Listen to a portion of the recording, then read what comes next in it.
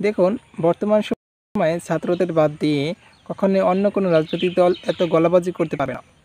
কেননা আমরা ইতিপূর্বে জেল হাজতে পড়তে পড়তে একসময় ফাঁসির মঞ্চ পর্যন্ত দাঁড়িয়েছে। কেউ কেউ ফাঁসির দড়িতেও ঝুলেছে। তবুও শেখ হাসিনাকে বাংলাদেশ থেকে বিতাড়িত করতে পারেনি।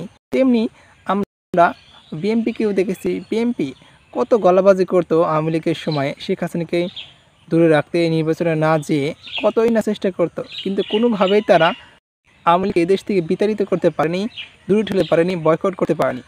কিন্তু একমাত্র যাদের উদ্যোগে, যাদের একান্ত প্রচেষ্টায়, যাদের জীবন দিয়ে হলেও যারা চেষ্টা করেছে এই দেশ থেকে আওয়ামী লীগকে চিরতরে দূরে রাখতে, দূরে সরিয়ে দিতে, ভারতে পালাতে বাধ্য করতে, এবং শেষ পর্যন্ত আল্লাহর রহমতে যারা সফল হয়েছে।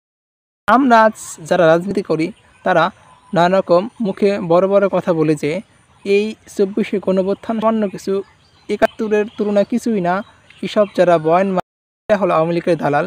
দালাল যদি নাই হইতো তাহলে তারা ২৪শে পরবর্তীতে কিছুই করতে পারেনি। নানা দলের সাথে নানা পরামর্শ করে, নানা ঐক্যে গিয়েও তারা শেখ হাসিনার একটি চুলও ছিঁড়তে পারেনি।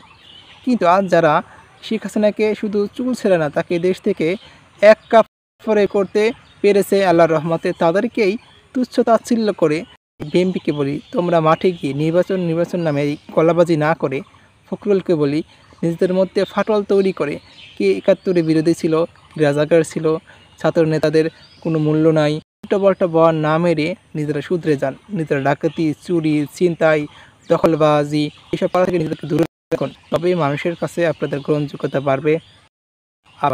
নইলে মানুষ আপনাদেরকে জুতা পেটা